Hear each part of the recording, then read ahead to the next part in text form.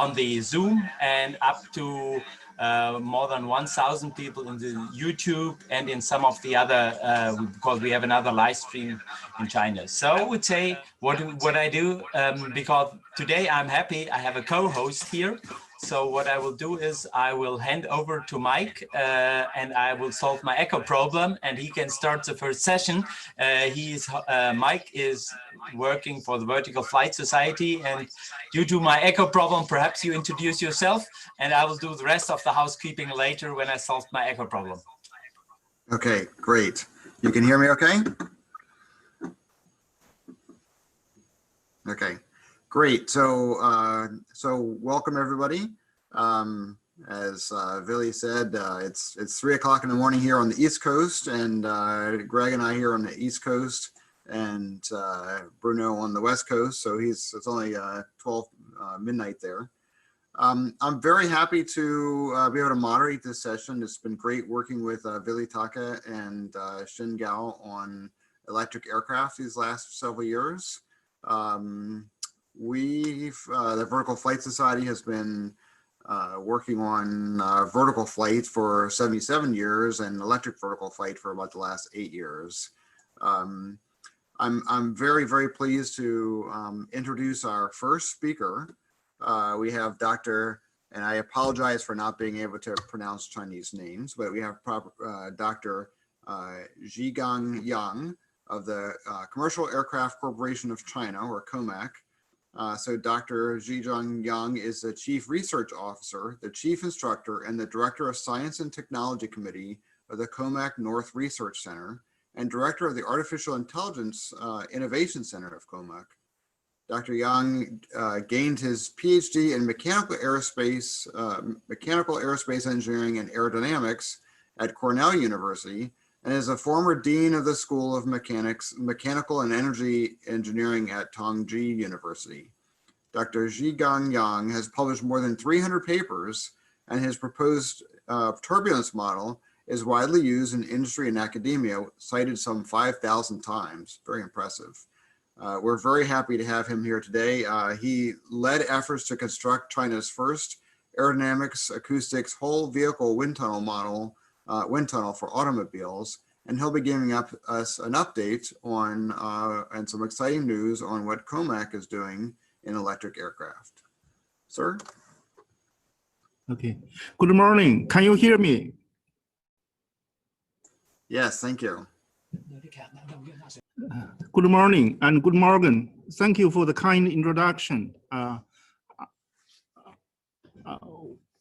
Well, since I'm talking from China side, I will be speaking in Chinese.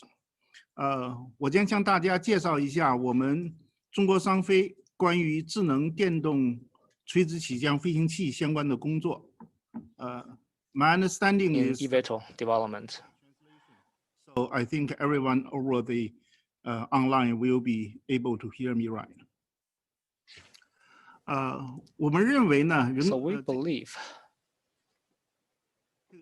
that artificial intelligence will be a very important new technology in the future.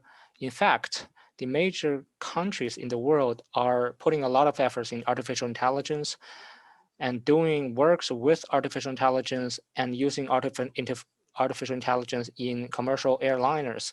When it comes to artificial intelligence, it can support us when it comes to design, manufacturing, test flight, and service. Now, for COMAC, we are focusing on the smart flight or smart airplane. And we divide smart flight artificial intelligence into 3 categories, which is quite similar with artificial intelligence levels with autonomous driving cars. We believe the first level of autonomous driving air flight is level 1 for making decisions, supporting the decisions of the pilot. For the second level of autonomous air flight is augmented intelligence with 1 pilot and a coordination between air and ground. And the third level artificial intelligence for the air flight is total autonomous, no pilot, and integration of air, ground, and the middle level. So previously, our moderator have shared with you that I come from COMAC. We are focusing on large bizjet. And now when it comes to large bizjet, we are focusing on how can we adopt the level 1 autonomous driving aircraft, which is a level 1 is a support intelligence. For the level 2, which is augmented intelligence, and I believe this have a lot to do with our eVTOL aircraft. We want to reach level 2 autonomous flying for eVTOL. And when it comes to the demand for the eVTOL, or when it comes to demand for VTOL, we need to meet different demand: air taxi, air bus, or cargo delivery. We believe there's a huge market for that, for VTOL development. It could reach $1 trillion, but the cost is an issue here, because right now, compare with air bus, compare with air taxi, VTOL market operation cost is having a factor of 8 when it compared to air taxi, when it comes down to operation cost. So we need to how to decrease the running cost per miles for VTOL markets. One of the biggest drivers for that, we believe, is to make our aircraft smarter in order to lower the operational cost, because we don't need pilot in this way. The efficiency will be boosted. So we are not only talking about one aircraft, we're talking about an operational model that probably contains several aircraft. And in this way, we can lower the operational cost, increase the efficiency. It is easier to get certified, and it is easier to be promoted to the society. For now, when it comes to eVTOL, level 2 intelligence, it probably, when it comes to autonomous flying, it is about takeoff, landing, cruising, accurately cruising, and we also need a very accurate planning for the overall operational model for eVTOL. For us, we do hope that in the future, we can do a good job into autonomous transition for the aircraft, autonomous takeoff and autonomous landing. So that is why we add an I representing intelligence in front of the concept of eVTOL. It is about not only one aircraft, it is also about how this one aircraft interact with other aircraft in the same network. So in this very complex airspace, how can the eVTOL interact and with other aircraft? When it comes to emergency landing, when you think about the risks that this particular aircraft face, and also we need to think about some other external risks that the eVTOL will face. So in these emergent circumstances, we need to let our aircraft to make decision autonomously to try to find a emergency landing point. And to make a right decision for that, first we need our aircraft to evaluate the risk level to make the best decision, to choose the best location for emergency landing. Also, when it comes to manufacturing of this eVTOL, to make that right decision, first we need to have the best type manufacturing. Previously, I've shared with you that there are internal risks and external risks. And when it comes to external risks, it is a risk about navigation, communication, surveillance systems, and algorithms. And that's category 1 risks for external risk. For that is the category 1 for internal risks. For external risks, it's about climate, it's about airspace control, it's about other uncontrollable aircrafts flying into our airspace. That could be another external risk for our eVTOL. And also there could be ground risks or hackers risks. So cyber attack risks. So we need to evaluate different kinds of risk in order to land on a very right decision. Thank you very much, Professor Yang. And Mike would be great. So we solved my echo problem, but we have some other problem because we have some hacker in the call. We are on the way and try to delete him. So let's try to continue. So Mike, if you could take the mic. Mike is our next speaker. He will give us an overview on the from the VFS over the eVTOL situations around the world. And thank you again, Professor Yang. We apologize again for what happened, and we hope that we can solve this for the rest of the day. On the other hand, I think it was a unique opportunity to see like one of the large players, COMAC, now is also entering the space of eVTOLs.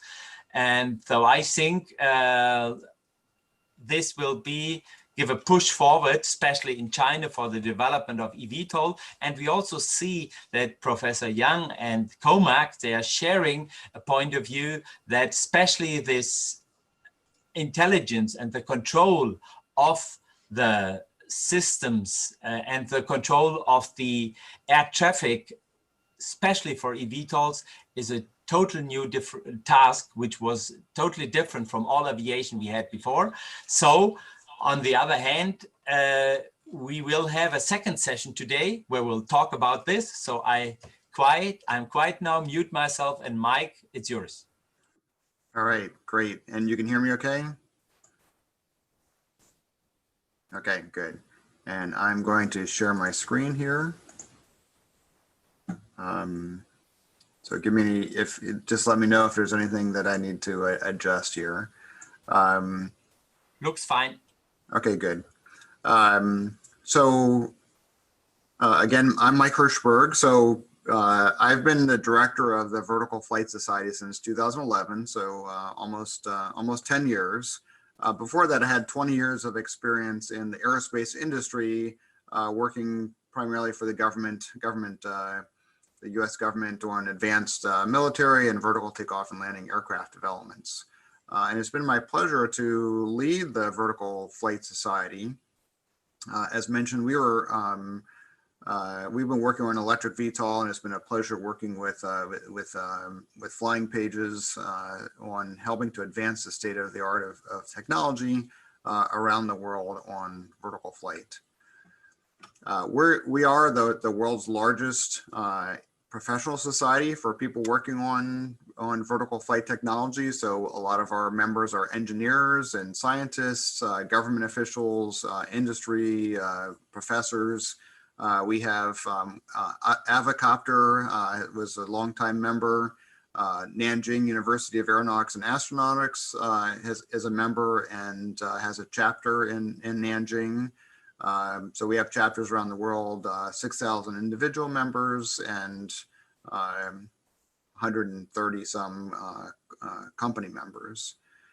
We were founded in 1943 as the American Helicopter Society. So just as helicopters were taking off in America, the industry and government and universities came together to form this professional society. But we're much more than helicopters and much more than just American. So it's really everything that's vertical flight, from micro air vehicles, drones, helicopters, electric VTOL.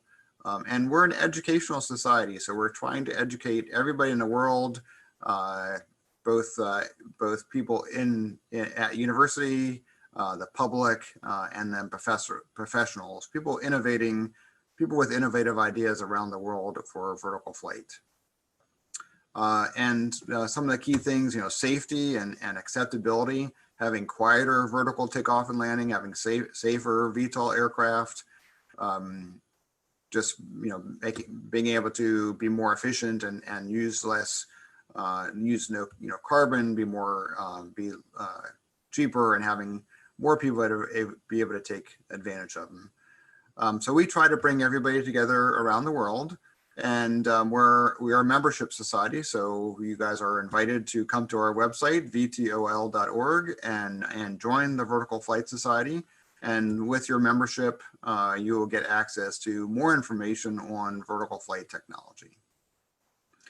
So we were founded, as I mentioned, 1943. At the top is our first banquet. So these were leaders in the U.S. and England that came to our first banquet. Industry, military, government agencies, researchers, professors. And then 70 years later, we had the world's first electric VTOL workshop. We had a small gathering of people who saw that this was a really exciting change that was coming. And we've been working really hard with everyone around the world to try and make this future that we think is possible happen. So you can see from our magazine, these are some of on the covers, these are some of the key topics that we've covered over the last several years. So helicopters, advanced rotorcraft, tilt rotors, eVTOL, personal air vehicles, all types of vertical flight aircraft. We have a lot of technical resources. So we have our magazine, VertiFlight, that's available online. All 70 some years of VertiFlight is available free for members. We have a technical library with more than 14,000 PDF files, so lots of information. We also have the world's only dedicated journal for vertical flight technology. So these are peer-reviewed papers from around the world, and this is the top research, research in vertical flight.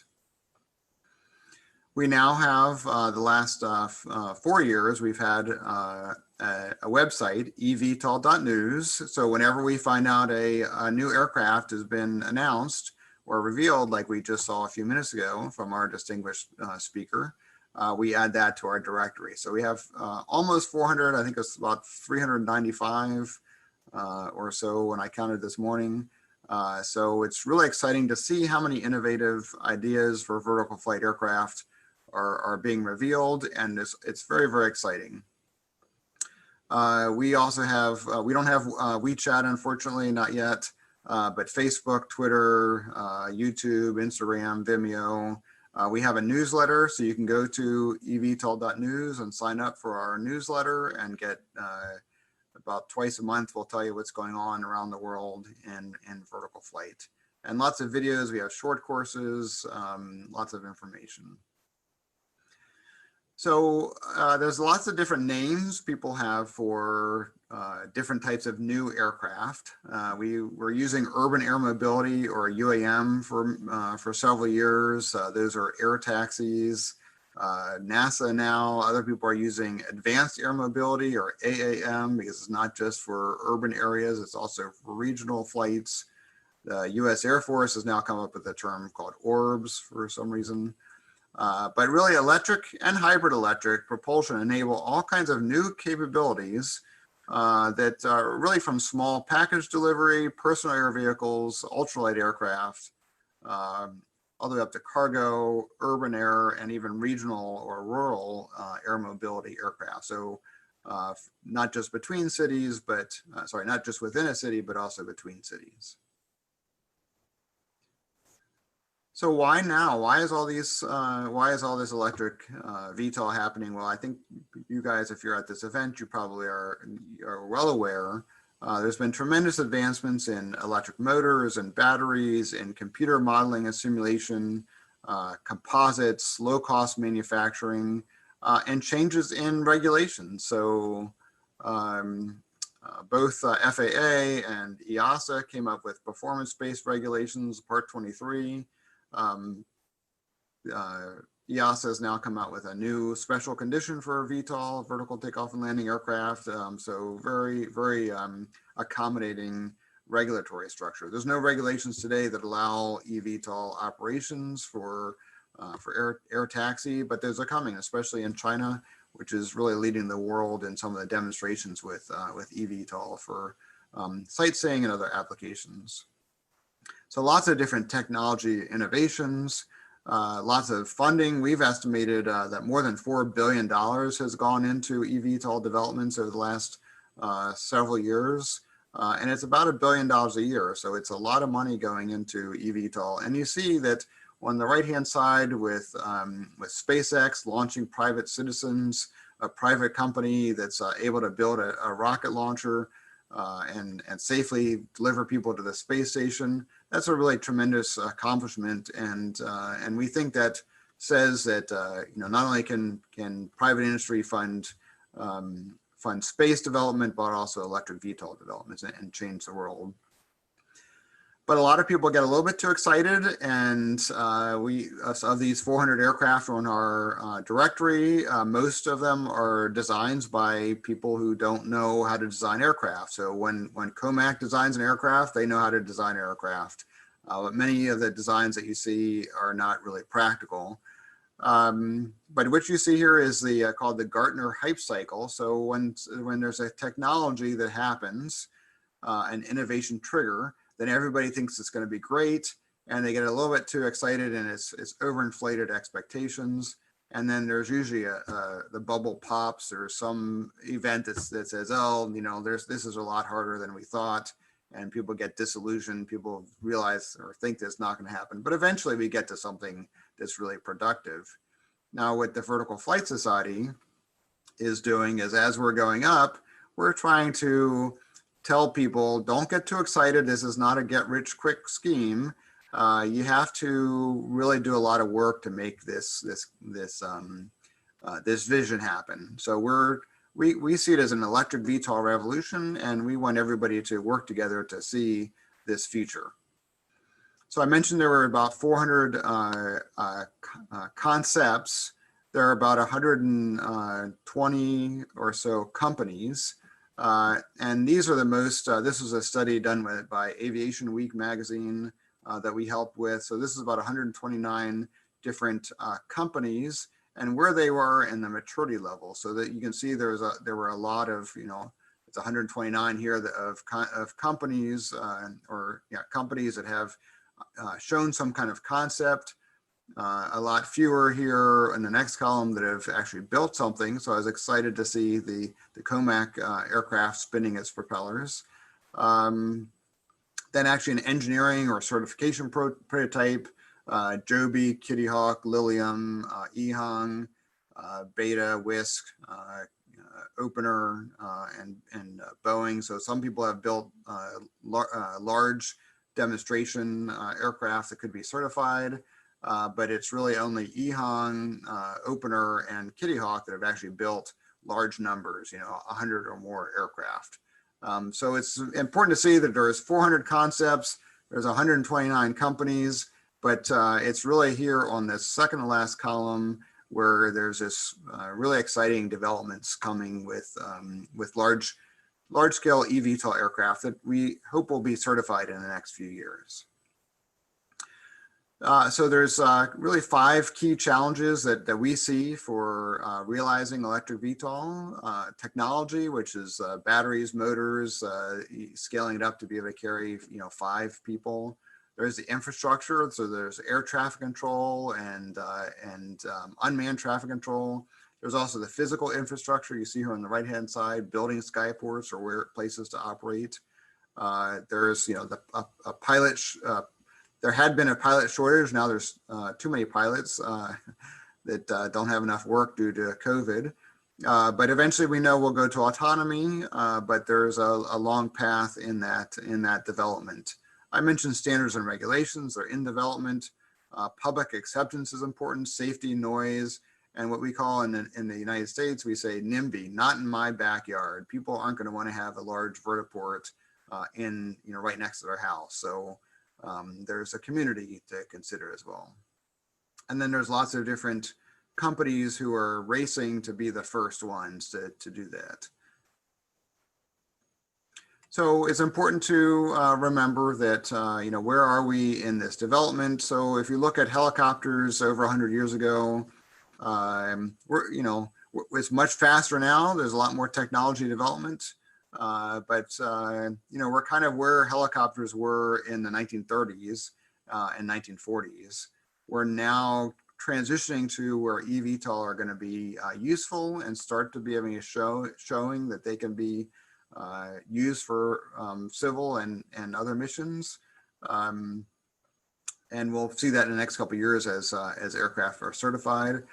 And then maybe in 5 or 10 years, we'll see some really exciting aircraft that are more refined and even more ubiquitous, even more common for what we need. So just last couple of slides here. So we have several events coming up. You can go to our website, vtol.org. We have an events page. In next month, we have an online 3-day conference similar to this one, but focused on autonomy and electric VTOL. We have a workshop on infrastructure, again, looking at the physical and air traffic infrastructure necessary for urban air mobility. And then we have our 77th annual forum. We're hoping that'll be in person. That'll be in Florida if things settle down in the United States as far as COVID. But that's a large conference with 200 technical papers and over 50 invited VIP speakers. And a lot of those are on eVTOL. Dozens are on eVTOL. So just in summary, join the Vertical Flight Society. We're the global society to advance these technologies. And significant funds are being invested in electric VTOL. Lots of concepts, lots of work being done. eVTOL is really revolutionary, just like the turbine engine was for aircraft. And again, check out our website at evtol.news. So with that, thank you for your attention. And I will now introduce our next speaker. So I'm excited to introduce Tian Yu, who's a pioneer of electric aviation. So he's a helicopter and a fixed wing pilot. He began designing, producing, and flying electric airplanes more than 10 years ago. Yes. Should I keep going?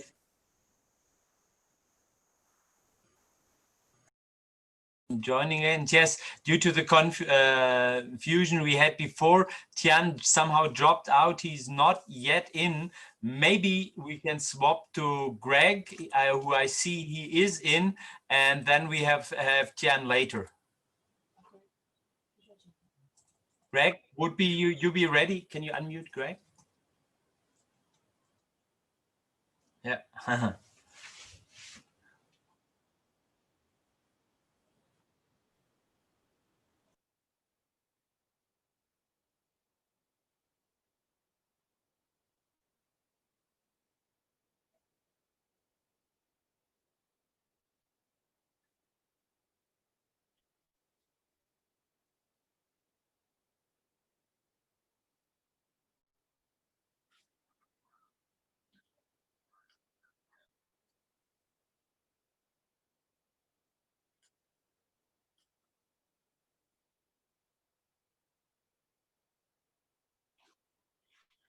And around the world to foster safety and success of the aviation community.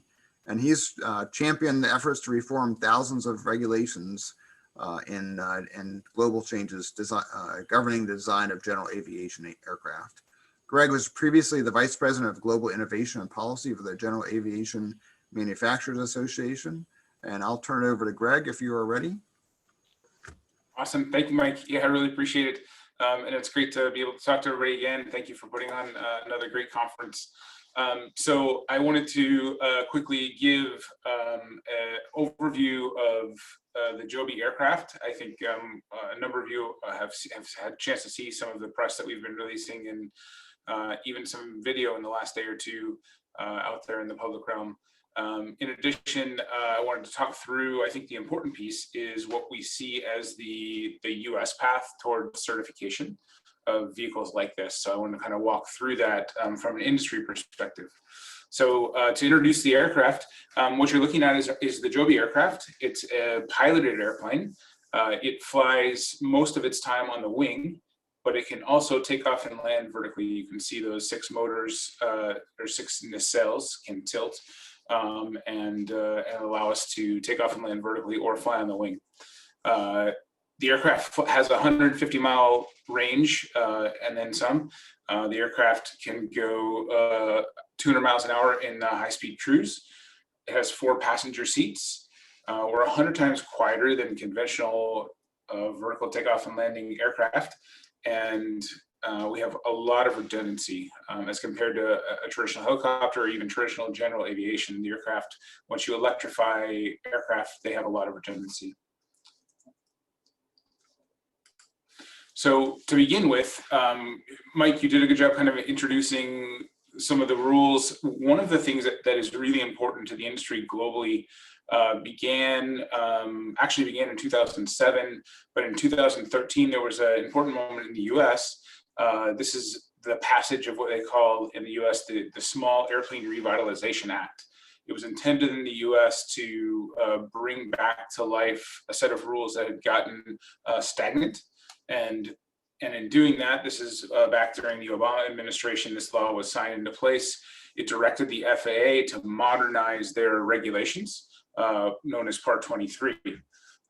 Around the same time, EASA in the EU went and began modernizing CS23. And in fact, it was wonderful. The CAAC and a number of folks from China were very active. This was a global effort. I'm showing you pictures of the US piece of this, but this was a global effort. And the CAAC has been participating globally to make sure that the regulations are aligned and appropriate in China. And we got a wonderful briefing yesterday from CAAC indicating that the CCAR 23 revision 4 is already out for review and will be put into place very shortly. So I wanted to explain why that's really an important piece. So from the US perspective, what that rule did, it took what were around 377 detailed regulations based in the thinking of the 1950s and 60s on how airplanes were built. So it was a thinking of a very hydromechanical world, a world really before microelectronics. And there had been some very small additions to those rules, but the majority of them were written in a very detailed fashion with the thinking in the 1950s. A good example of this is that set of rules included crashworthiness criteria that we would look at for cars today, automobiles today, and say it's kind of silly. So back in the 1950s, you remember we had steering wheels that would impale on passengers, drivers. We had lap belts, but no shoulder harnesses. Crash safety was very different in the 1950s. Up until the revision of these rules in just the last few years, that was the mentality in crashworthiness for aircraft of this size. The new changes implement a much more forward-thinking path. Not only do they allow us to modernize in each of these areas, they actually assure the future can modernize. And they do that by all those areas of detail are no longer locked in regulation. They now exist over here in this other world of standards. So there are regulations that set the objective, the safety objective. So instead of telling you how to put a lap belt in an airplane, these regulations now say that you need to protect the passengers and the pilots, and that in the event of a crash at a certain amount of energy, and then the standards become acceptable means to do that, and they can live forward. So as new standards that are good and smart come forward, the regulators can very quickly point to them and say, this one's acceptable, this one is not, this one is not, this is a good one, this is a good one. And over time, the volume of what can be done grows, and it's very dynamic. So obviously this kind of fast moving environment is critical to the world that we're all describing with innovation. So how does this all apply to the world of eVTOL and electric aircraft? From the perspective of the FAA, as an industry, we've had a lot of dialogue with the FAA. There are really two general families of aircraft that the FAA has seen. They see aircraft that spend a lot of their time on the wings, that can glide, that can conventionally take off and land or vertically take off and land. And they see a world of aircraft which are much more rotorcraft-like, which don't don't have a wing. They don't take off and land conventionally, rolling along their own way. They take off and land only vertically. And so the FAA has started a general culling of the way that they see these many products. So instead of taking all this new innovation and trying to build a large new world around it, what the FAA is doing is putting these products where they think they best fit in the existing regulatory scheme. So with that said, if we take one of these products that's very airplane-like, the path for the FAA at the moment is, number one, we have to get FAA type certification. And just as we would get type certification in CAAC or in the EASA context, this is an approval of the design of the aircraft. It's very important to allow for commercial operation. So without type certification, we don't have a good path to commercial certification around the world and commercial operations around the world. So this is important to make sure we can bring these products into the traditional world of commercial operation. The other thing that's very important about a traditional type certification process, as opposed to some special different kind of process that might be a local approval or something of that type, is that it allows the use of the ICAO system of international agreements. It also allows us to exercise the bilateral agreements that countries have between each other. So this design can be validated around the world. For example, an FAA type certificate can be validated into China, it can be validated into Europe. A Chinese type certificate can similarly be validated into the US, into Europe, into Brazil, into Canada. So it's a very important piece so that you can do the job well one time and use it around the world. So what is that process? Let's just jump quickly into that for a second. So the very beginning of the process of obtaining a type certificate is getting a certification basis. So the basis of certifying your design is the family of rules that are going to apply to the design that you're going to then show you meet. So you have a family of rules that will be assigned to the aircraft. You will then talk through with the regulator how you're going to show them that you met all of those rules. That's going to involve various tests, various analysis, various reports, and all that together at the end results in a type certification. So the way that this happens at the next level is the FAA in your type basis will have a package of existing regulations, and they'll have a package of special conditions. So when they look at the regulations that they have already on the books, they'll determine which of those apply to you. And when there are gaps, when you have certain new technologies on the aircraft that rules have not yet been formally published for, they'll write special conditions that apply just to that specific product. This is common on all aircraft. You'll find special conditions on almost all aircraft, so it's a very traditional process. But when it comes to eVTOL, winged eVTOL, this is the path the FAA is exercising. So the FAA is moving most of these eVTOLs with wings into the brand new Part 23. They're doing that because of the flexibility, because that set of rules fits those products very, very well. In fact, about 85% of the design of these winged eVTOL fit perfectly within Part 23. And about 15% of the basis of certification of these vehicles is something new, it's special conditions. Those special conditions live in the areas of performance. So you can imagine that these aircraft that can fly like a normal airplane, they meet the normal performance of Part 23 rules, but they can also hover, they can take wind from various azimuths, they have stability and control requirements in their powered lift or in their thrust-borne lift aspects. So there's a performance set of criteria being applied through special conditions. The same holds true with flight characteristics. The structural envelope, you can imagine there are structural differences because of both various kinds of flying that happens there.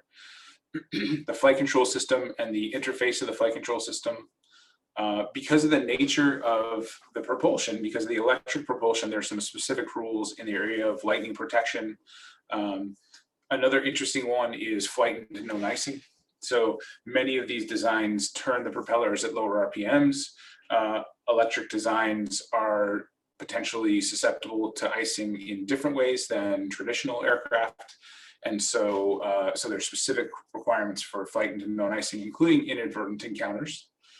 And there are a host of rules related to the power plant, including the battery safety, the power plant safety, the high voltage safety, crashworthiness safety, and propeller. So there are also some very specific propeller requirements. For those aircraft that go down the special class rotorcraft path, it's a similar situation. The FAA will set a certification basis, but because there are no there's no existing family with the flexibility of Part 23 for these special class rotorcraft products, their whole cert basis will be made up of special conditions, essentially. They'll be published as a special certification basis. Exactly what is in those is a little more open. You can look at the 609 product, for example. They have a special certification basis that was designed. You can look at previous airships and other kinds of aircraft that have been certified through this kind of process. But the special conditions will be a range of things that are not a family of areas. This is an area for exception. This is how this is certified. Another important consideration when looking at whether or not these aircraft would fit the airplane family or fit the special rotorcraft family is the way that the pilot interacts and flies these products. So if you were to consider the kinds of controls that a piloted aircraft would have, traditionally an airplane would have a control that is related to speed or direction in one axis, and it would have a control that is pitch and roll of the aircraft in the other control system. And so if you have these kind of controls, that's very airplane-like. It's common for pilots to interact in that kind of way. We would anticipate that a wing-borne airplane would be able to cruise on its wing. It would be able to take off and land conventionally, and it may also be able to do vertical flight. But there's an important characteristic there. It needs to be simple. So if we're going to have airplane pilots fly this aircraft, it will behave like an airplane, and when it's in thrust-borne lift, it can't be difficult to hover that aircraft. So you can't have to require the rotorcraft kind of interactions of the vehicle to stabilize it. It needs to be something that can be done very simply and straightforward with minimal training. We would expect that the early products here would have traditional communication, navigation, surveillance equipment on board. And when we look at the emergency procedures that occur, we'd expect them to look very similar to what airplane emergency procedures would look like. So in essence, if you had a power plant failure, we would expect a wing-borne landing or a glide as opposed to an auto rotation kind of solution. With those kind of characteristics, the FAA has been discussing the idea of using private or commercial pilots that are airplane rated and having them take a model-specific training course. So that model-specific training would be provided potentially by the manufacturer. It might be mandated, for example, by the flight manual supplement or the type certification data sheet. And by attaching those together, there's a clean path for these aircraft to go into the system in the US to fly through the airspace as a traditional aircraft would. This is really important to the early days, and over time, this allows these aircraft to grow into the kinds of utility and use that we all envision. And it's a very interesting path, a very strategic path forward. If we look at a similar comparative with the special rotorcraft side, we would expect those vehicles to have a different control solution. So one axis would be the vertical axis. Like a collective, it might be simplified, but an up-down kind of axis. Another axis might be a forward-back, left-right. That would be very more akin to what helicopter controls are. We would expect that the aircraft would be in thrust-borne lift during cruise versus like a wing-borne lift or a mostly body lift. It would have a component of thrust all the time, holding in the air, and it would have VTOL'd. It would not necessarily do conventional takeoff and landing, rolling on a runway. It would more often just do vertical. From a comm nav surveillance expectation, we would think that in the early days in the US system, it would carry traditional equipment on board. And The emergency procedures would look much more rotorcraft-like. So the vehicles may auto-rotate. They may have other kinds of solutions for various failures, but it wouldn't necessarily be a glide to a landing or a more fixed wing kind of solution. With those kind of characteristics, it would make sense for the pilots to have a background in rotorcraft. So we would look for private or commercial rotorcraft rated pilots who also took a model-specific training package that would deal with the differences of electric aircraft, the differences of the nature of the vehicle. So that's what I want to bring today, Mike. I appreciate the opportunity to share kind of where this industry at large is headed from the US path. Happy to talk through various details, obviously in battery certification, in a whole bunch of other areas, but I appreciate the opportunity.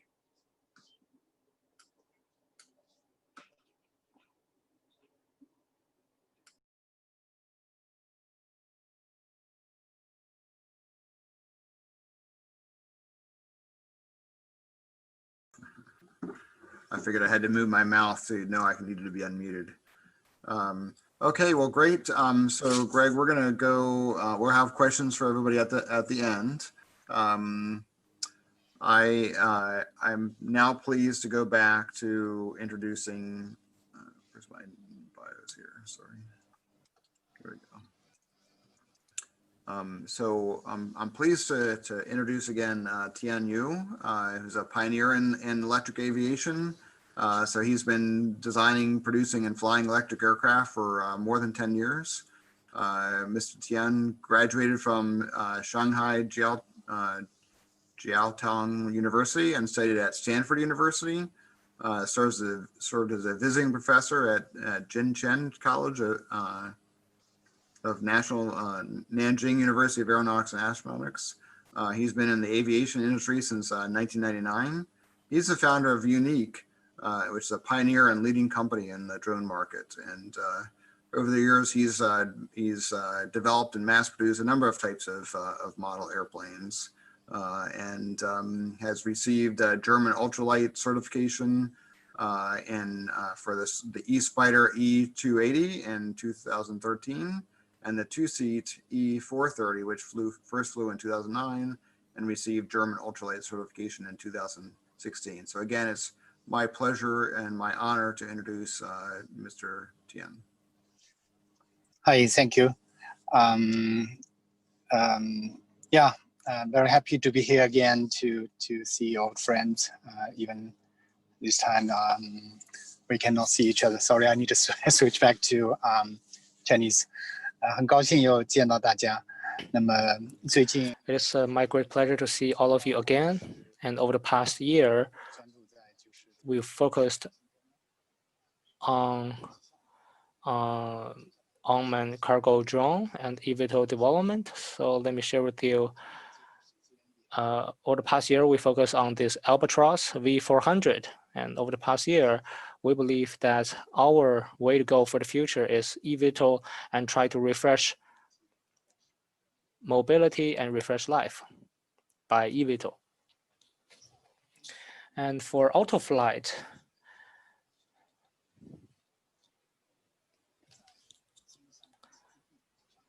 our headquarters in Shanghai, Jingshan Industry Park, focus on eVTOL R&D and manufacturing and mass production solution. And when it comes to the application of eVTOL, let me share with you in detail for the next page. Now, this is our global layout in Shanghai. It is our headquarters, and we have an R&D center in Shenzhen City. We have in Jining City of Shandong Province. In October this year, we have freshly built a manufacturing base. Our R&D center in Europe is in Munich for multi-redundancy passenger aircraft. Next page.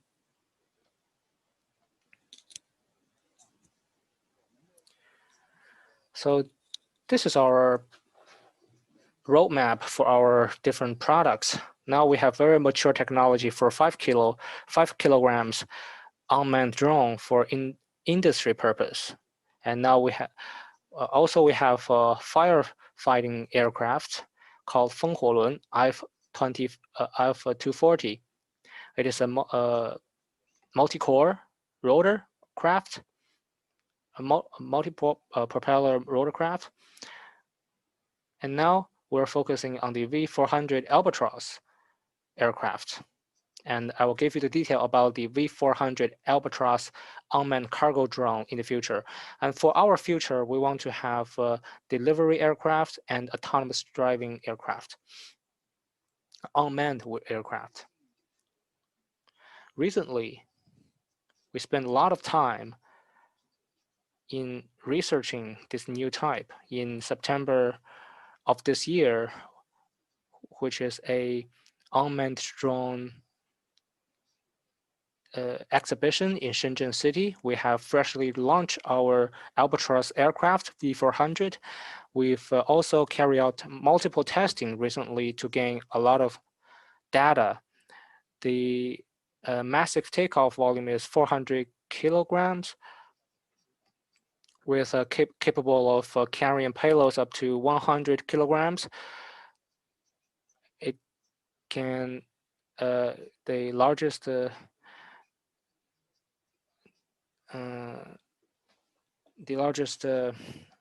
mileage is 300 kilograms with the full payloads.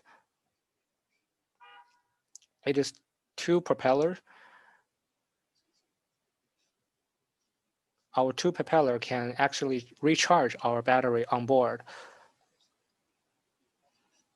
And overall speaking, if it's flying in a hybrid mode, then I can go to 1,000 kilometers. There are 3 ways for this one to land. Fixed wing landing, which is not the best option. We have this 8+2 propeller. Previously, we have this 8+1 strategy when it comes to landing. However, for 8+1 propeller solutions, while the airplane is floating or flaring, it is very hard for it to remain steady. So then we changed to 8+2 propeller solution. And during the vertical landing and vertical takeoff, we use 8 propellers at the same time.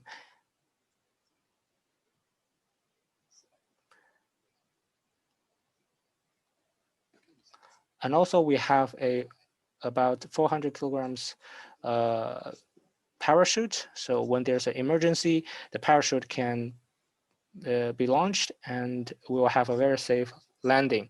Over the past 3 years, we've done the research on the structure of the aircraft fuselage, and we continue to improve our technology.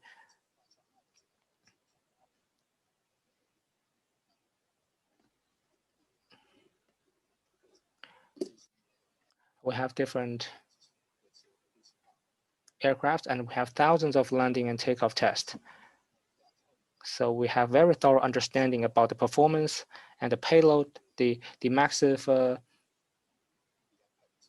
MTOW is 400 kilograms. I believe it is also very optimal for this aircraft, and we are able to massively produce this aircraft. We are ready to do that. Let me show you a short clip about how the Albatros V400 is in the air.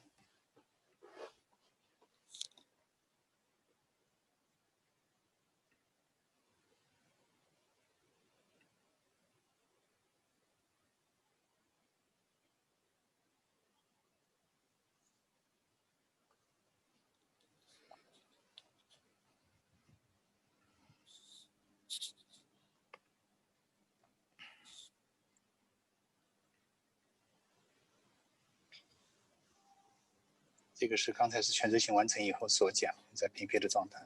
see, this is during flaring in the air.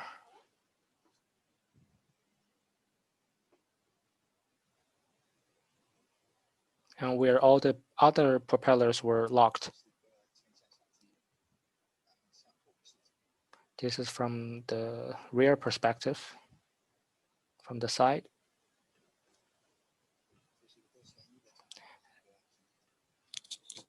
And this is a rotorcraft position during approach and landing.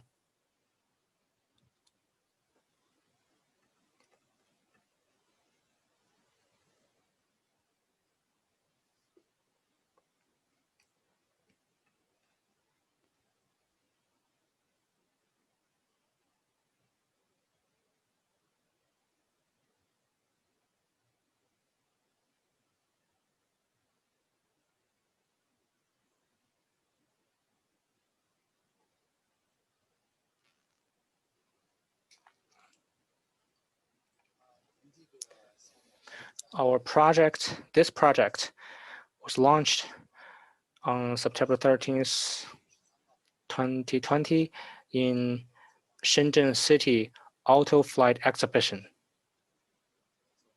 where a lot of experts, specialists attend the exhibition, give us a lot of good suggestion and recommendation. And they really have a very positive feedback upon our V400 aircraft. Now we are trying to test in different scenarios: desert, over the sea, and in plateau, in highland.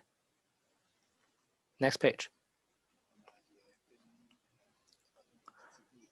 We also join hands with East China drone industry base, trying to explore possibilities to have over the sea logistic possibilities.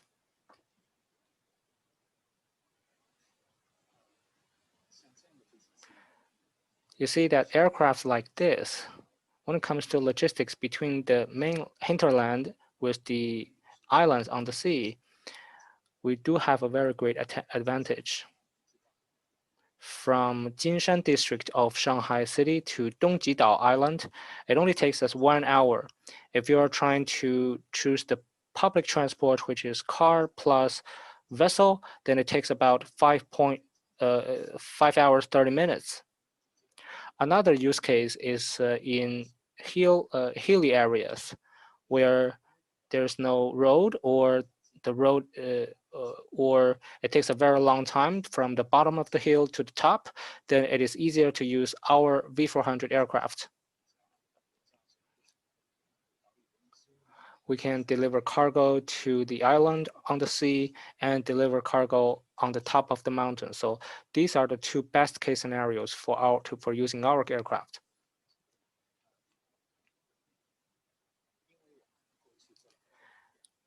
In the past years, we've did a lot of manufacturing and research on RPAS, and we have a lot of projects on RPAS in the past. So that is why we have a very solid foundation for carbon composite body manufacturing, for fuselage design, and for autonomous driving technologies. So we have a lot of experience in those sectors, and we landed on a best layout, we believe, the best layout design for our aircraft. All the modular design were designed by ourselves. We have our own proprietary right on our design. It takes a lot of work, but we believe that by overcoming all those difficulties and challenges, we can come up with a very competitive product to the market.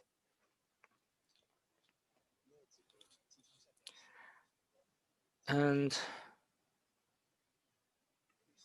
we can have a cargo under our fuselage,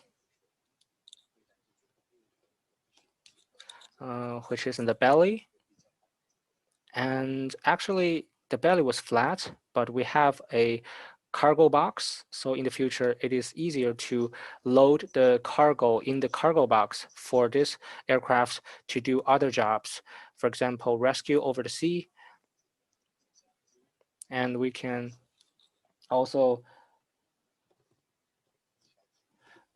for example, send inflation valve or inflation ships and other kind of rescue materials in extreme weathers. We can also take 1 passengers. So we can also take around 100 kilograms of fire extinguishing shells. So in the very beginning stage of the fire, we can put it out. So here are some of our scenarios of application for emergency response, search and rescue, on the mountains rescue, for earthquakes, for logistics, on the sea rescues, and the forest firefighting, etc. Next slide. Well,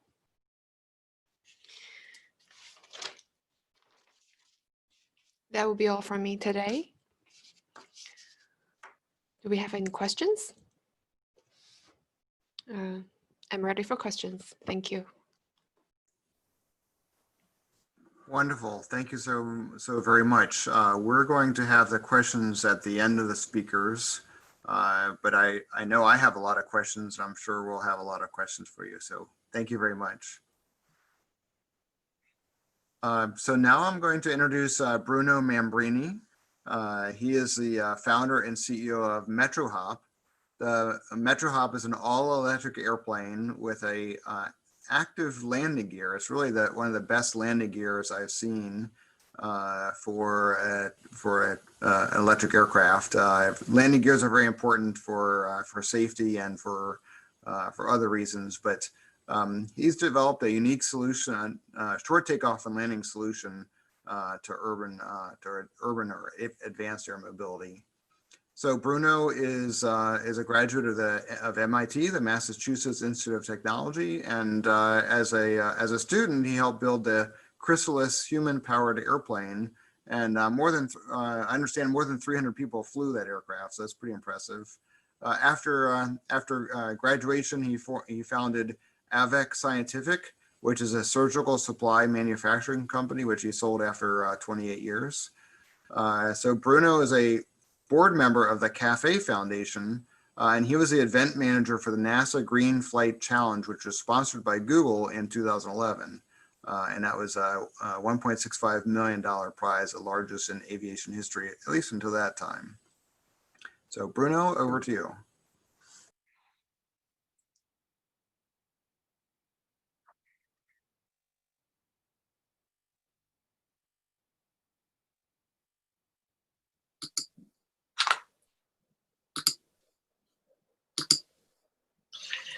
Last year, we talked about using MetroHop's unique aircraft for passenger transport, for cargo transport, and as an air ambulance for rescue. What is unique about the MetroHop aircraft is the landing gear. We use active landing gear. This allows us to have an efficient all-electric aircraft with tremendous capabilities in speed, payload, and range that can take off and land in a very, very small space. Here in this video, as the plane approaches, you can see the landing gear deploys. In bad weather conditions, we cannot perfectly control the flight path of an aircraft, but we can accurately measure the distance to the ground with sensors. When we cross the landing marks, the active landing gear extends and reaches the exact distance to the ground. Even in bad weather conditions, we can reliably and consistently make smooth and gentle landings while coming in at over 100 kilometers an hour. We can hit the landing marks within plus or minus 5 meters. You can also see here that as soon as the plane touches down, we spoil the wings so that all the weight goes onto the wheels, and we can use the brakes to decelerate quickly in a short distance. Propellers cannot accelerate a plane to takeoff speed in a short distance. We use the motorized rear wheel to quickly accelerate the plane to takeoff speed. The layout of the wheels prevents us from rotating aerodynamically at the end of the ground roll. Instead, we use the motorized front landing gear legs to push the nose up and force a smooth, normal rotation.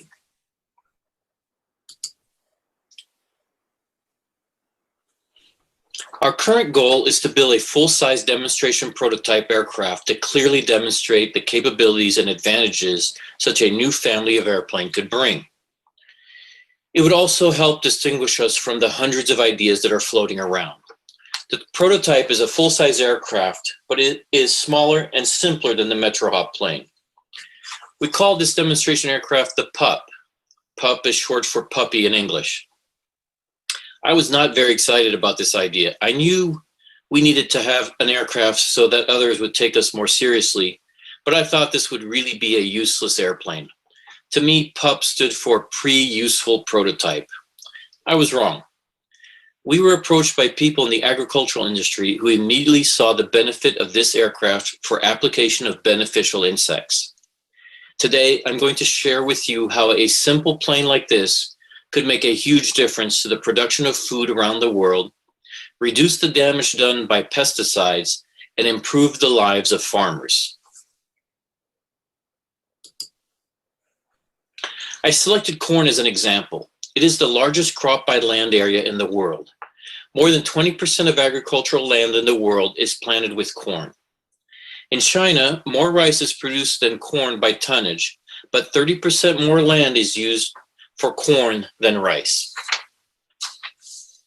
Pesticides are a problem.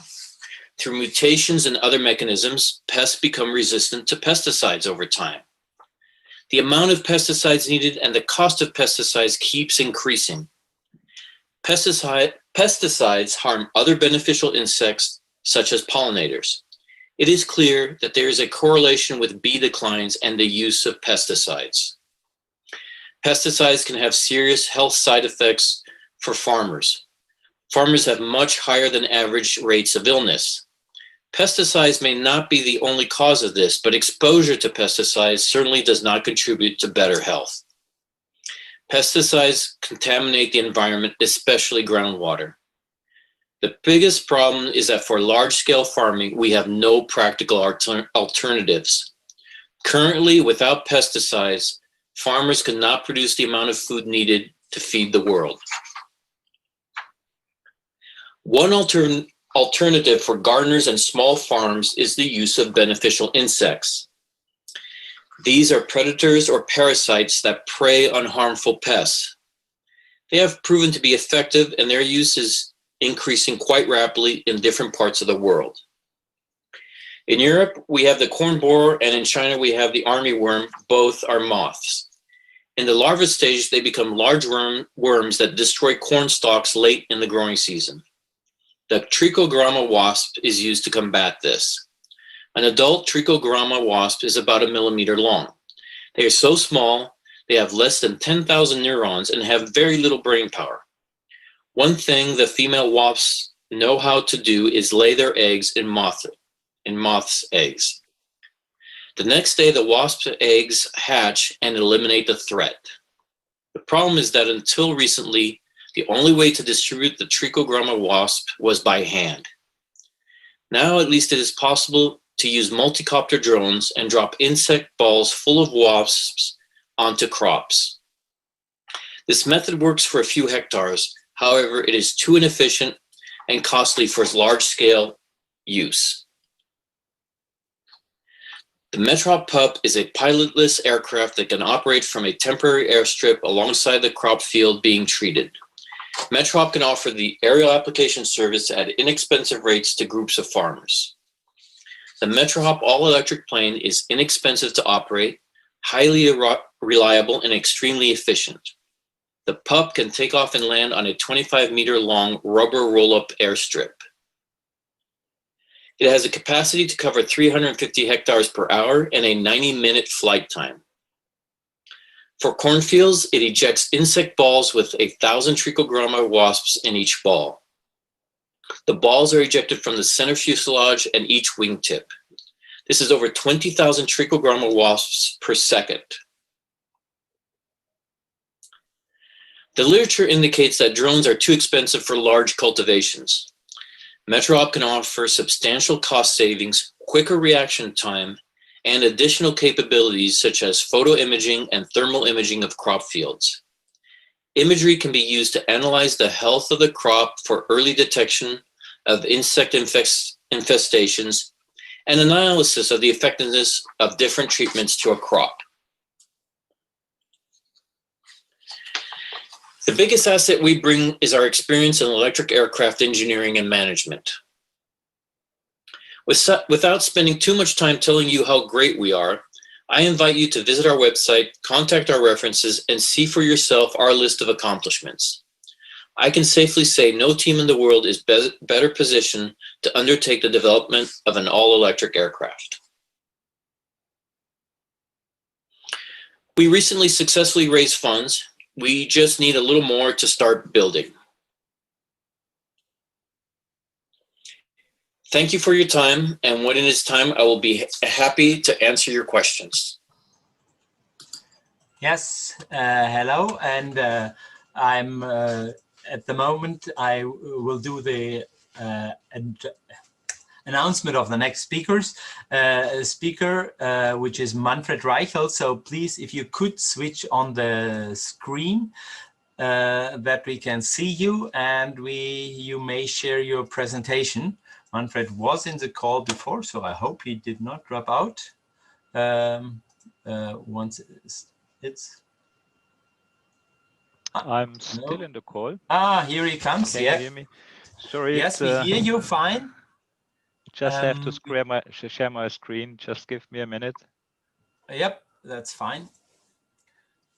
So while you do this, I can introduce you. Manfred is senior manager at EASA, and normally we would probably have here somebody also from the eVTOL department, as we are on the VTOL day, but they had their large eVTOL rotorcraft symposium, the VTOL symposium, which is held in more than 10 years, yesterday in the afternoon.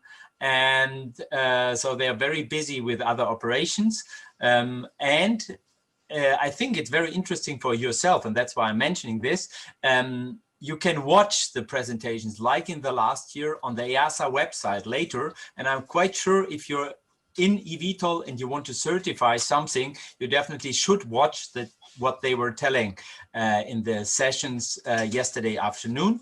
Manfred is now giving us an overview of the electric and hybrid propulsion systems, as you see here, and the SC, the special condition which EASA has released for this. And so I give the word to Manfred, and thank you very much for jumping in shortly for your colleagues. I'm very thankful for this, because I think certification is very important, and without certification, we will not have eVTOLs flying above us. Thank you, Martin. Mike is yours. Okay, so thank you for having us in your forum. Actually, this presentation I will give is a presentation of Regis Rosotto. He is our expert on hybrid and electric propulsion, and he is the main driver for the special condition E19 on electric and hybrid propulsion systems. What I want to show you briefly here. It's just a few slides to give you an update on the bits and pieces. Of course, is to ensure safety of the products and to support innovation, which is sometimes a little bit contradicting, because of course innovation means you have to test, you have to try a lot. On the other side, we want to have here, of course, the safety we are used to have nowadays. So the challenge is the large number of different propulsion architectures and the applications, so scope of engines. Here it's really the question, what counts as engine, what counts as a propulsion system. So in the old days, we had the propeller, we had the engine, we had the fuel tank, and the infrastructure in between. Now we can have all different kind of things. We can have an electric motor, we can have a combustion engine with fuel tanks in the back producing electricity, sending this electricity to the electric motor and propeller. We can have fans, we can have distributed propulsion, we can have clusters. All this kind of things is possible to see, and you see it nowadays already. It has been said 400 different designs are currently ongoing. So, and everybody is somehow different. Everything is somehow different. So the objective here and that the target is really that we have an objective-based requirement, technology agnostic, and proportionality to have a clear safety continuum. We have already quite for a long time some existing requirements. So the special condition E01, it's an airworthiness standard for CS22 electrical retractable engine operated in powered sailplanes. This really goes back to the year, if I'm correct, 2006, something like this.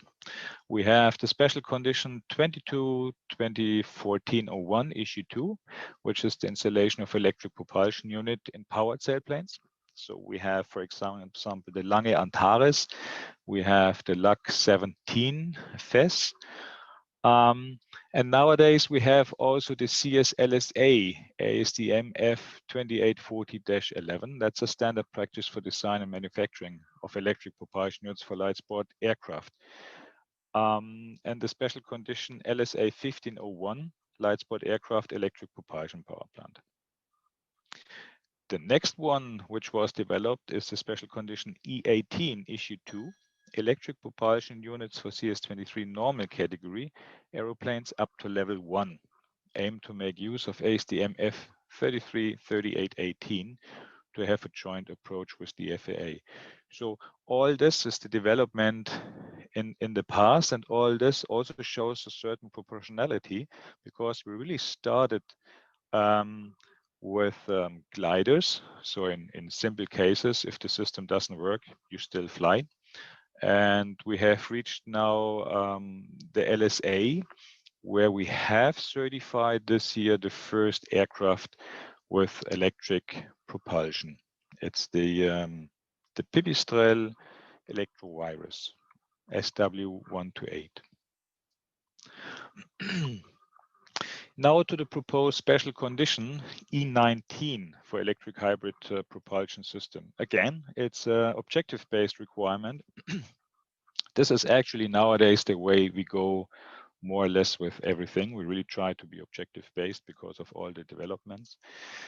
Technology agnostic, so the MOC will deal with the type of technology. We just give, as Gregory has perfectly said in his presentation, we will simply give the frame, while the means of compliance then is really done via the means of compliance.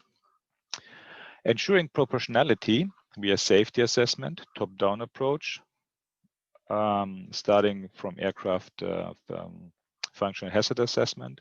Means of compliance are different or may differ depending on the intended application. So if you go inside the city, it's different than going somewhere in the desert.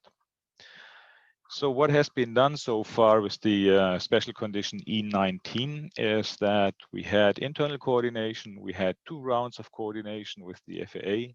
We had 1 round of coordination with Transport Canada. We have published the special condition. We had the consultation period, and we got about 500 comments at the end of the consultation period. So the next steps are now that we do the comment response document. So this is our normal process, and the final version of the special condition. The target here is quarter 2021, which has been postponed a little bit. The target was originally in 2020. But because of we want to identify of missing means of compliance is ongoing, which is also the target for 2021, and some development of missing means of compliance, the whole thing, the target of the target for the publication of the special condition, the final special condition, has moved to quarter 1, 2021. In addition to that, oops, I lost my mouse. Just give me a second. One of the first feedback from comments review is the intention to change the scope. Electric and hybrid propulsion system dedicated to 22 LSA 23 level 1 day VFR, which is the former VLA, This is really outside of the scope of the special condition. For VLA, just to give a little bit an explanation on that, VLA can use CSE engines, but VLA can also use, like CS-22 aircraft, so the gliders, engines certified in accordance to CS-22. There is a support for engines, and this certification code is easier on engines than the original CSE. And by that, the whole CSE, special condition E19 was a little bit too much for the small end of the aircraft. So we have made the decision, we will not take this special condition for the lower end of the aircraft.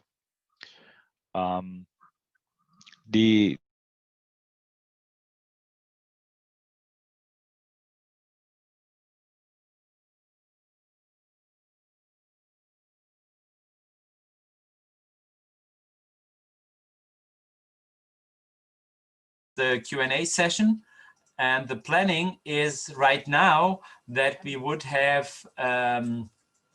first a public Q&A session, and then after the public Q&A session we would go to have our breakout rooms, which is very quick this time, only because we are sure we are a little bit behind our time now, where you can ask, you can go get onto the breakout button at the bottom of your screen and then select the speaker you want to speak with, and then you go in the room with this speaker, and there you can ask your questions directly. So with this, I would say ask now, can you unmute? Okay, ask the other speakers, perhaps we put the screen share away and then ask the other speakers to join. Here we are, Mike, Greg. I'm not sure who else is still. Bruno, are you still here? You're here, but because we can, perhaps we can his camera. Okay. Okay. So okay. Yes, so then, yeah, let's start. Ask some questions. Mike, I hope you don't mind if I join your session, but I have some questions which I definitely would like to ask. One is, I don't know if Greg can say anything, but news, which was a rumor still last week, now is out yesterday, or the day before yesterday, actually, that Joby will take over Uber. Do you have any comments on this? Can you give us any more insights, or is it still so that you cannot do any public statement to it? So I think what I can say is that we're really excited. So, you know, at Joby, we've been working a long time, really hard on the design of aircraft. We're commercializing our aircraft. We've been very, very quiet for a long time, but certainly releasing more information. And the team at Uber Elevate, I was fortunate to understand that team before I joined Joby. I had a chance to contribute to that white paper once upon a time when it was being created. Obviously, that group is really important to this entire community. And so at Joby, we're really happy that we can merge these things together. And by bringing that activity into Joby, and with the activity that we're currently doing, what you'll find is, I think, an even more powerful activity. So I think the press release really covered most of the details as I know them right now. And I think we all see this as a really positive thing. Hopefully everybody does. Okay, thank you. So now it's your turn, Mike. I'm sure you have some questions. Yeah, absolutely. So is Dr. Zhigang on still? Is the Mr. Yang from his team will. Yeah, he can answer. yes. His team will His answer. team. Okay. Somebody of his team is in there. So if Okay. you ask the question, then we then we Okay. have. Yeah, we have. So, Great. perfect. Yeah, so I was, I'm sure everybody would like to know some more about the aircraft that was shown, or at least I would. So it appeared to be a subscale model or a demonstrator. So if somebody could explain, is it actually a flying vehicle that was actually shown, or is it a model, or how big is it, and what is the planned size? Is that 4 seats or 5 seats? What's the planned production version or operational version? Thank you very much. It's a good question, and do you mind I can answer the question in Chinese? Okay. Okay, 谢谢. Thank you very much. Let me answer your question in Chinese. I think our project is in a early stage, and all of our technology have already finished, and we will finish the manufacturing of the full size. Now it is the half size. Next, we will do the full size manufacturings, but we didn't publicize that. We have this internal R&D. We have this 1-4-19 strategy. Now, which is PAX is one passenger, and then we will have 4 seats, and then later 19 seats. So that is my answer for your question. Excellent. Thank you so much. And the aircraft that was shown, so that was a picture and a video of the 1/2 scale model, and that's, you've flown that already?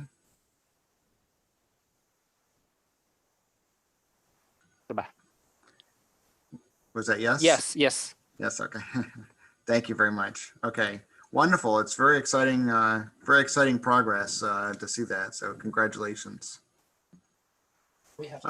So I'm going to move on to some other questions for some of our other speakers. I was asked a question from the audience of whether VFS could invest in research and development of eVTOL companies. And the answer is no, we don't do that. So we're a not-for-profit company. So what we do is we help people, we help connect people. So, you know, like with conferences like these, we have also, you know, we have conferences like these, and hopefully we'll be in person soon.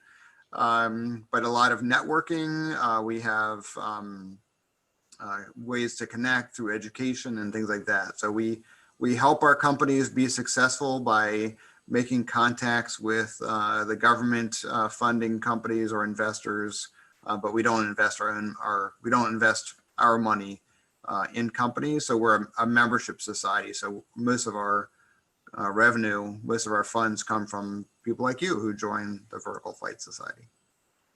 Okay.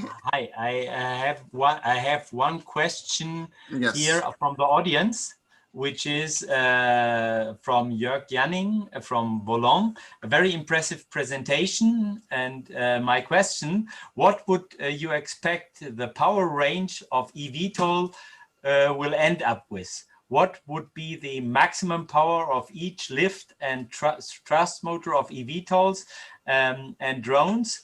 I would know there are also some concepts in China to run drones with PT6 turbines. This, I think we can ask one of each, one after the other. I think it's a kind of market research, as Jörg is working for Volon, and they sure want to know where they can sell their electric motors. Well, I'll go first. So we do have almost 400 aircraft in our directory. We only have the information that's available, so not a lot of information on a lot of concepts. And then most of the concepts haven't flown, so we don't know really. But I guess I would answer that question in a couple different ways. The eVTOL is a technology that I think will be developing over the next, several decades. Maybe it's for 50 years or 100 years. I don't know. I mean, there's batteries today, electric motors. We've got hybrid electric. Maybe there'll be hydrogen.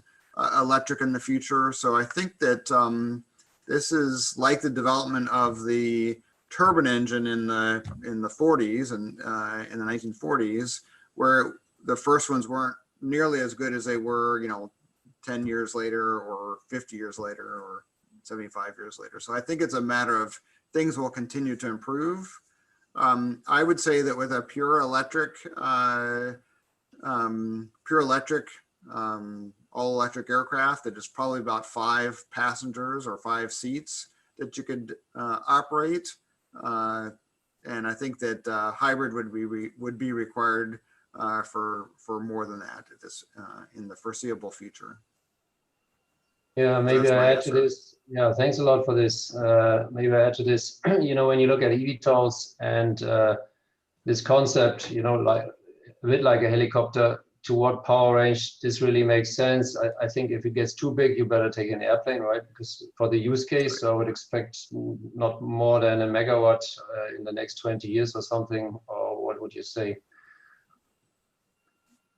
Yeah, so I'm not going to answer that technology question. I don't know if anybody else on the panel is more capable of answering that. Jürgen mentioned that I think when you look at it becomes a question of what exactly are you trying to do. So if you're asking the question of, are you trying to move large aircraft, this demands more power. If you break the power plant up into multiple power plants powering the vehicle, you can do the same job with more discrete. At the end of the day, I think the real limiting factor for us is going to become, as we get to a certain level of megawatt transmission, the issue is going to come to the amount of amps, the amount of power we're pushing through those wires, and the resistance. At a certain point, it will get to the point where it's not meaningful to do electrification because of the additional weight of the conductors. And so I think this is where people are starting to look at very exotic solutions, superconducting, which then drives very low temperature solutions around the wires. And at this point, I think we look at that saying it gets infeasible. So that happens in the several megawatt area, and you start to get electric fields that have to be shielded. And that's where it really gets complicated today. But things up to modest size aircraft are very, very feasible. Those effects don't come into place until I would say aircraft in the 30 passenger range today. It depends on speed, I guess, but somewhere in there between that, 20 and 30 passengers is very doable before the physics challenges start to get significant. Great. And I'm sorry, Greg, was that answer when you're saying 30 passengers, that's for eVTOL or? Yeah, I was speaking to a conventional kind of airplane design, just the power limitations to push that through the area. Thanks a lot. Yeah, I would agree there with Greg. And for example, our plane that not the one I was showing today, but the regular MetroHop plane, it's a 500 kilogram payload at up to 400 kilometers an hour, and that's 400 kilowatts. So and that's probably the big problem is the batteries. Right now, if I don't know what eVTOL is pushing, for example, but that's probably the biggest plane out there right now that's all electric. And so it'd be interesting to see what they have in their power plant. Yeah, and I think that's a great point, Bruno. So today, obviously you can see what we're all industrializing. So as you said, Mike, the 5-seat aircraft is completely technically feasible with industrialized technology today. As we start to do more, if you look at eVTOL and other really exciting things, even bigger, the specific power question is there, but specific power has been increasing around 3 to 5% every year over the last 20 years. By all measures, we believe that trend is going to continue, if not accelerate, especially based on the spending that's happening in battery technology. And so, we are where we stand. 10 years ago, we were in another place. 10 years from now, we'll be looking back saying, once upon a time, you could only do X, Y, and Z. So, okay. Well, hopefully that answered your question. So that's a great discussion. Thanks a lot. So now I wanted to ask, let's see, so the next speaker after me was Mr. Tian. And I had some questions. There was a question from the audience saying that was asking for, it says, is there a certification base from CAAC for Autoflight's cargo drone? So could you, let's see, are you on still? Yes, he is Oh, on. there you go. Yes, okay, good. Could you explain the cargo aircraft certification plans?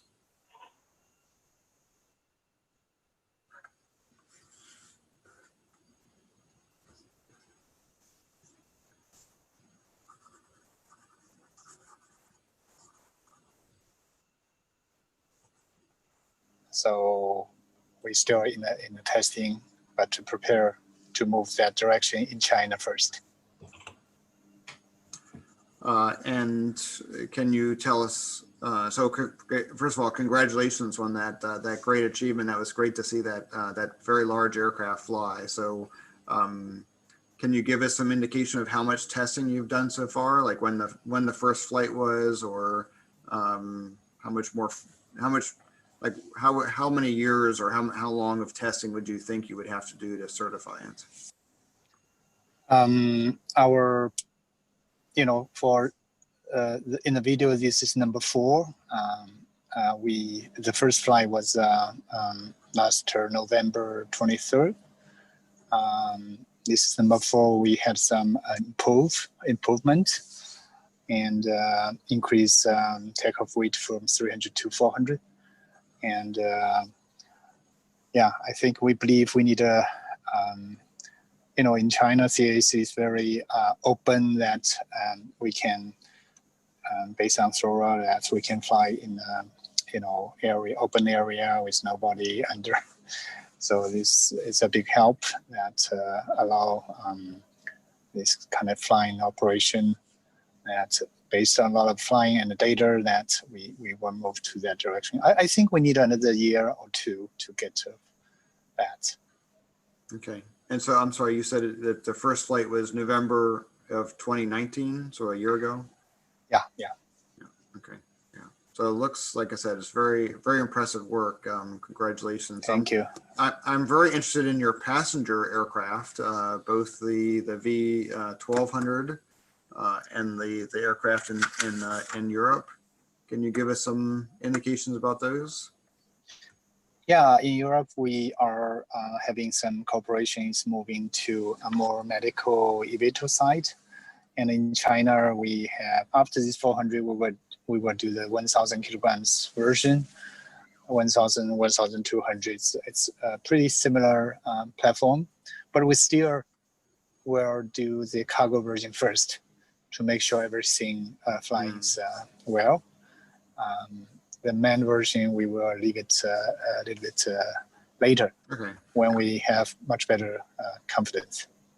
Okay, excellent.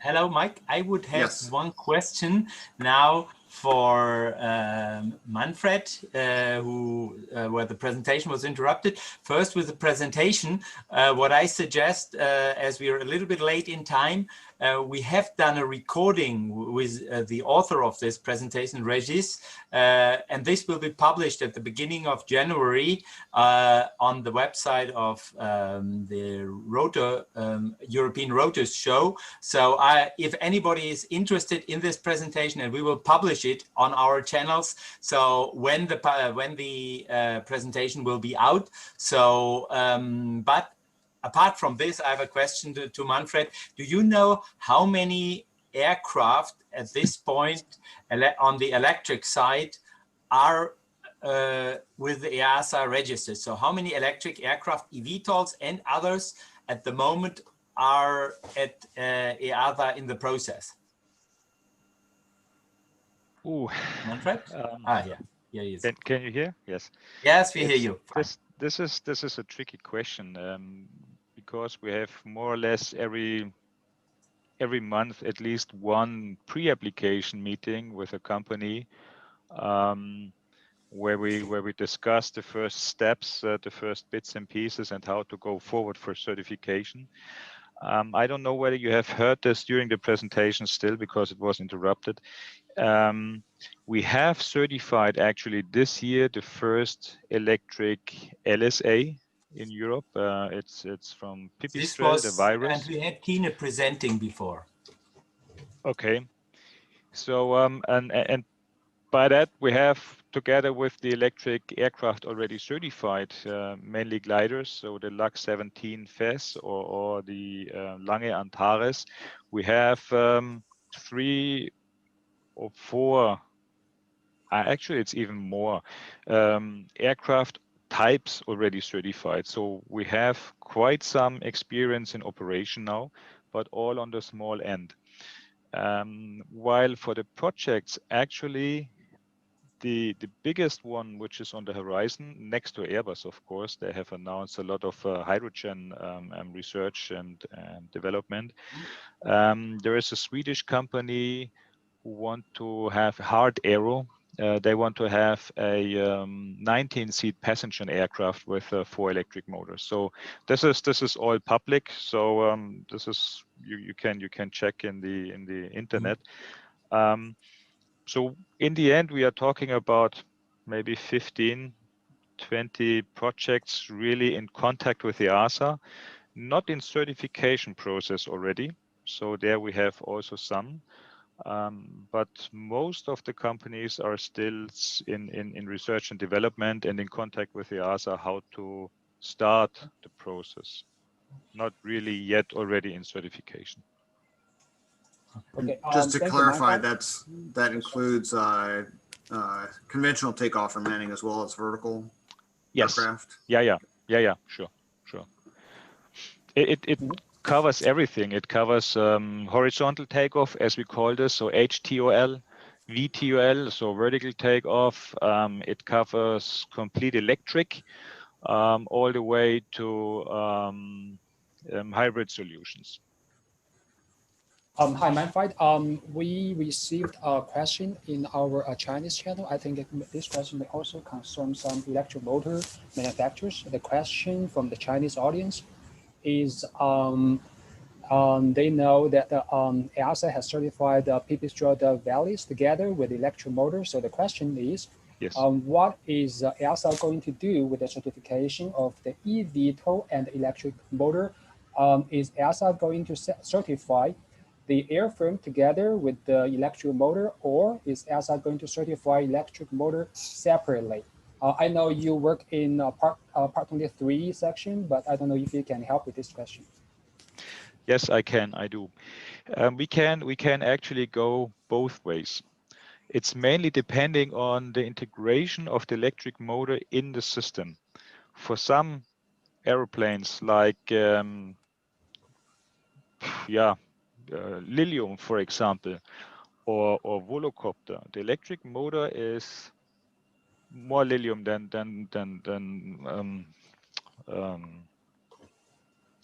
Volocopter.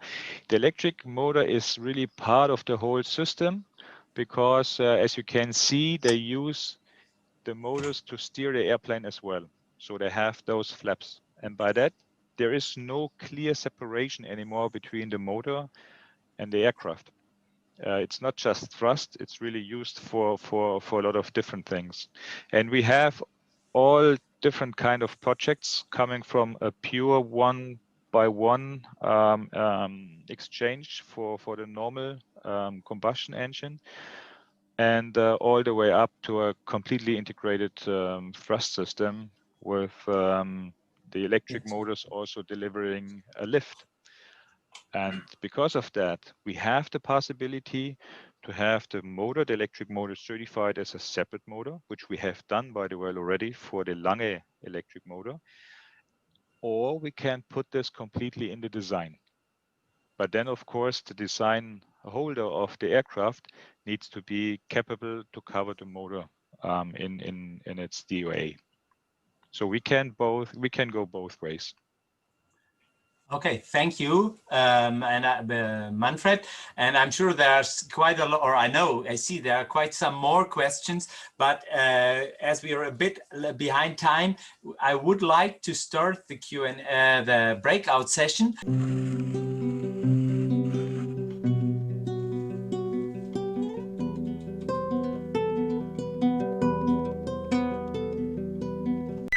How can you get eFlight Journal?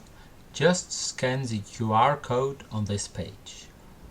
Or just type in your browser www.eflightjournal.com.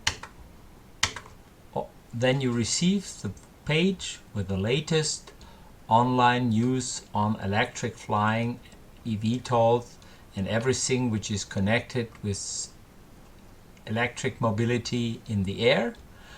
Or you can click the link on the top and then you go to the latest PDF version, which you either can read in the Yumpu reader directly on your screen, like a conventional magazine, or you can go and download the magazine as PDF file so that you can read it offline wherever you want. Thanks for watching and goodbye.